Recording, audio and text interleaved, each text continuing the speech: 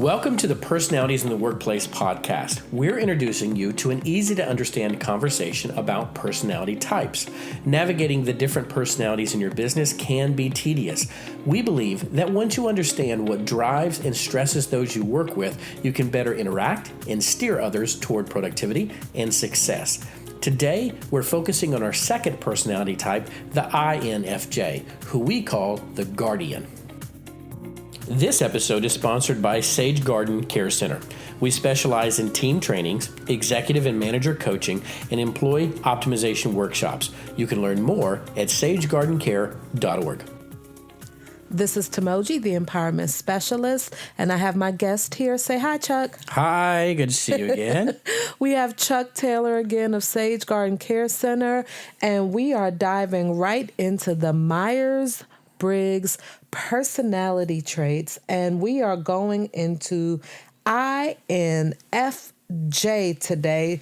What is that, Chuck? What's an INFJ? You know, I call the INFJ the Guardian. They are the quiet heroes of the Myers-Briggs personality area. I absolutely love this personality type because of who they represent, of who they are. If you need someone to back you up, if you need someone to stand in the gap for you, if you want someone to stay strong in whatever work you're doing, the INFJ is the person you want in your corner.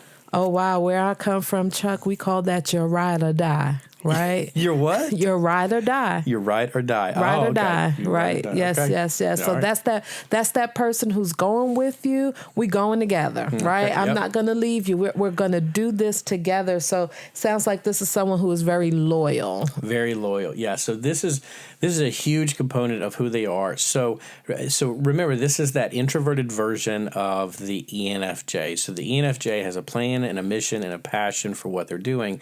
The INFJ is very similar, but they do so much of that internally in and of themselves. So they're focused on what they can do well as an individual, where they can succeed. But because they have that feeling component of who they are, they're deeply connected to individuals that are close to them, individuals that they're working with or serving alongside of. And if you need somebody to help you up, they're going to become vocal and they're going to want to stand up and say, look, here's what this person needs, or here's what they're doing, and here's what they do well.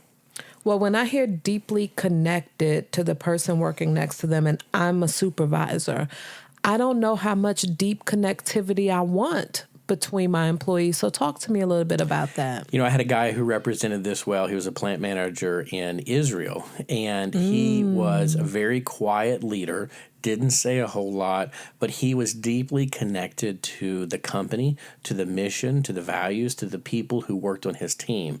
And so when he was working as a leader, what we found is that so many people were connected to him, not because he was this passionate, high energy, very vocal guy, but because they knew that he had their back, that he got to know their story, he understood their lives, he was connected to the things that were important to the employees, but he also understood the mission of the company. And so he stood behind that mission. He said, here's where we're going together. And if somebody needed something, he advocated for them. He stood up for them. So he had the mission of the company. He had the mission of the employees there as well. And everybody knew they could count on him. But what if I'm that old school manager, right? Because this term leader came a little later. We taught management. We went to business management school back in the day. I'm not going to tell you how old I am, Chuck. I think I have a few years on you. But if I'm that old school manager who was taught that what happens at home stays at home, and we're not to dive into any of that stuff at work. And even the way I was raised, mama told me, what happens at home stays at home, and you go to work, you do your job, and that's work, and you come on home. Does that still fly in this day and age? Well, I think so. And here's the unique thing. When I hear you lay out that description, this is important because in one of our earlier podcasts, we talked about the difference between thinkers and feelers, and both are attuned to this idea of fairness. But thinkers leaders apply fairness almost universally. Like they want to see that everybody is treated fairly in the same way. Whereas feelers apply fairness in the sense of the individual, what is right for that person. And so when I'm looking at an INFJ who is a leader, right, and so they're looking at someone's situation and they're saying, hey, this person's coming into me, they're doing their job, but we've got a personal issue that doesn't have any business in the workplace. I think that INFJ person is going to say, excuse me, all right, here's the work we need to do. Here's the effort that needs to be applied. Here's what I expect of you on the job. By the way, can you come into my office for a little bit? Let's talk about your personal story. What's going on? Let me see how I can help you. And from there, they're going to try to find community resources. They're going to try to find something else that help that individual where they are while expecting the job gets done.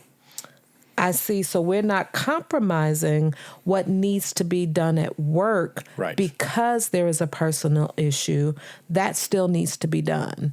But we are acknowledging that your personal issue can affect you, does affect you, but this work is still going to get done. At their best, I absolutely think so. Now, when they're at their worst, right, I think anytime you have this F component within a personality type and that personality type is not focusing at their highest level that they could be, one of the limitations that you're going to have is that a person becomes too connected to the individual that they care about. And I think INFJ is in the same boat. They're going to be guardians, so they can become overly guarded of certain individuals if they become too close to the relationship.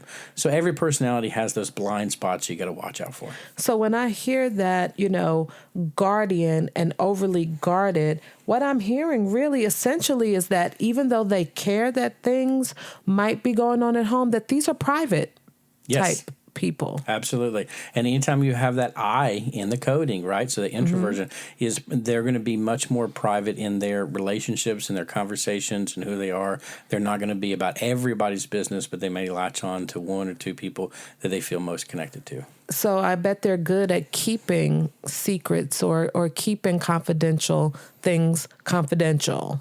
As a matter of fact, when we think of the INFJ personality, the occupation that tends to rise up for this personality type more than any other is counselor.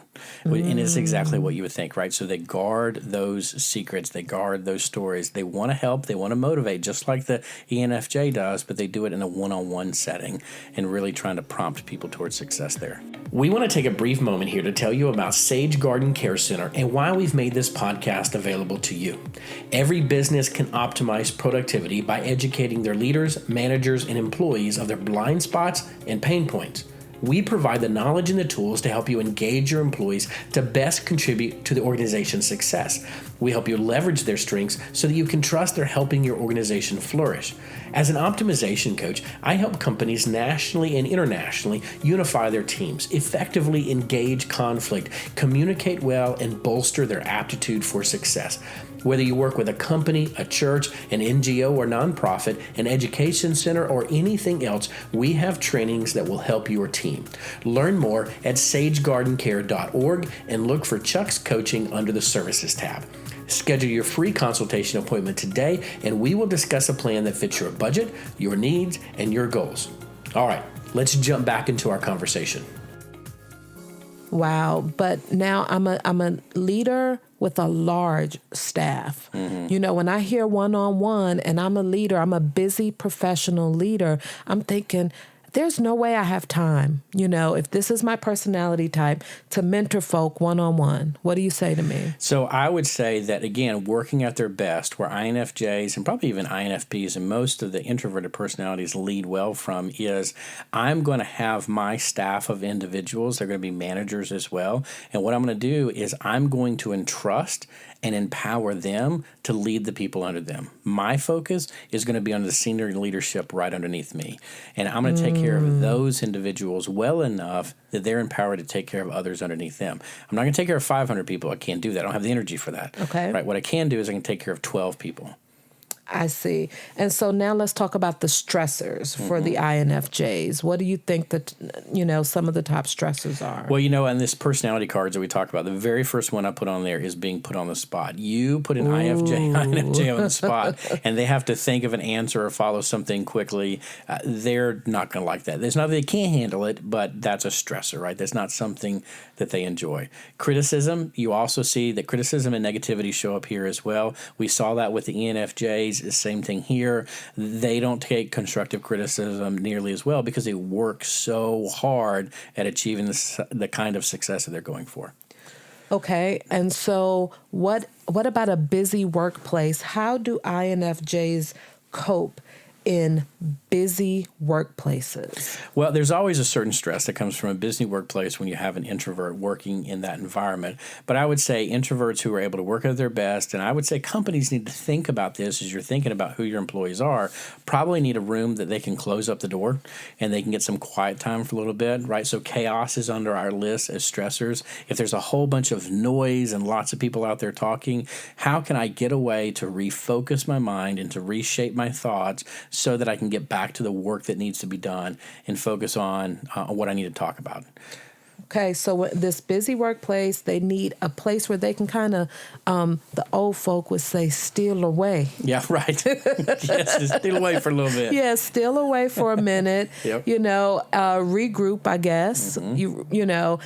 Recalibrate some, and then come back and deal with whatever issue is on the table. My wife is a great example of this. She's not an INFJ, but she's an introverted personality. And when we get in the car, we're going somewhere, one of the first things she'll say is, I just need 5 minutes of peace and quiet. I just need some time to re-catch my thoughts, to calm down, slow down. And I think this is where a lot of introverts are going to be, is give them some time to quiet their mind, settle down, get in their office. Don't call them in first thing in the morning when they show up at the workplace. Give them some time to set up their office and get everything organized, and then bring them in and let's have a conversation. Gotcha. So you want to do their meetings a little bit later in the day, honestly. Yes, absolutely. Give them some time to reorient themselves. Gotcha. Yep. Okay, so we've discussed the fact that they do not like being put on the spot. They don't like a lot of chaos and disorder. How do they handle conflict? So conflict is interesting. When we put this on the list, unnecessary conflict is the word that I use here. Okay. Conflict happens in any kind of workplace. You're going to have conflict no matter what. And I don't know that INFJs inherently shy away from conflict. Okay. I think there are certain people, no matter what their personality, they're going to shy away from conflict. Some people are just conflict averse. But I think INFJs would say, look, I don't want unnecessary conflict. And where they're going to jump in is if they see someone that is bullied, that they care about. If they see someone who is being unfairly treated, I think they're going to speak up and become advocates for those individuals. And so when there's conflict that's not necessary, that's when they're going to be put on the spot. I really like to think of them almost as that golden retriever that's super nice, that's super kind, but you put any dog in a corner in the alley, what are they going to do? They're going to come back out at you. Oh, you better believe it. You better believe it, right? Right. No matter how so. And I think this is where the INFJs fall, is they're sweet, they're kind, they're easy to talk to, keep your secrets, they're very loyal. But if you pin them into a corner, if you put them in a bad spot, whether it's them or people they care about, I think they're going to come back at you. Then you may fight a little bit. Okay. So I am leading this INFJ personality, the Guardian. This person has a significant place on my team. What is it? What is an opportunity for me to help grow this INFJ personality to be a better team leader? I would say number one is listen. Right. I think there's a lot of depth that comes with INFJs, but like most introverted personality types, they've probably learned along the way that people are going to listen to them. They got too many extroverts that are out there talking and allowing themselves to be heard. Introverts they're just not going to go out and advocate for their own voices quite as much. So listen to them, hear what it is they have to say, number one. Once you've sat down and listened to what they're saying and what they're doing, find out what they care about. You'll find that INFJs care about the people, and they believe that people are going to move towards success. But they also tend to be task-oriented because they're introverts, right? They don't do a whole lot of stuff with people. So they may see some pictures by standing on the sidelines that others aren't going to see. Gotcha. So that being said, they have an attention to details, what I'm hearing. Well, they're still big picture oriented, right? They're still intuitive by nature. And so they're going to focus on the big picture and where we're going. But I think when it comes to individuals, they have a desire to connect with people. They have a desire to connect with their stories and who they are. The detail oriented is going to come back when we get into our ISFJ individuals that are similar in point to these guys. Gotcha. Okay, so we have discussed the Guardian today, the INFJ. I look forward to moving forward with you on this topic, Chuck. Thank you again for being our guest today. It's always great. Thank you.